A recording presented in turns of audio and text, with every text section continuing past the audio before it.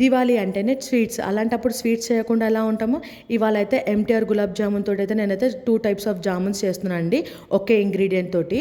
ఇప్పుడు ఈ పౌడర్లో పాలు పోసుకొని మన చపాతీ పిండిలో అయితే తడుపుకొని పక్కన పెట్టుకోండి. ఇప్పుడు ఇది 2 భాగాలుగా సపరేట్గా చేసుకున్నాను.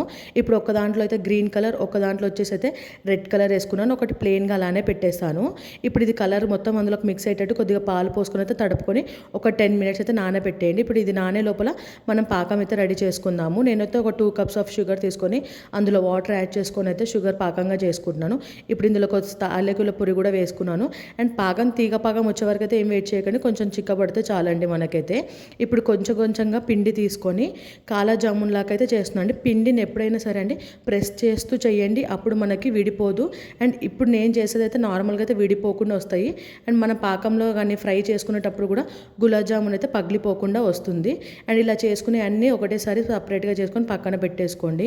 ఇప్పుడు డీప్ ఫ్రైకి సరిపడా ఒక బ్యాండీ పెట్టుకొని అందులో ఆయిల్ యాడ్ చేసుకొని చిన్న మంట మీద ఒక 5 కానీ వేసుకుంటా చిన్నగా కాల్చుకోండి. ఇది కోసం కాబట్టి గోల్డెన్ బ్రౌన్ వచ్చే వరకు అయితే వేయించుకొని అయితే పక్కన తీసేసుకుంటున్నానండి ఇప్పుడు ఇది.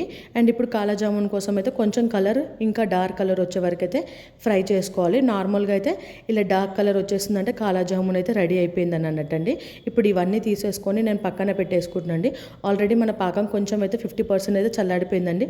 ఇప్పుడు అందులోకి యాడ్ చేసుకుంటే మన టేస్టీ గులాబ్ జామున్, కాలా జామున్ అయితే రెడీ అయిపోయింది. అందరికీ happy Diwali and subscribe to my channel.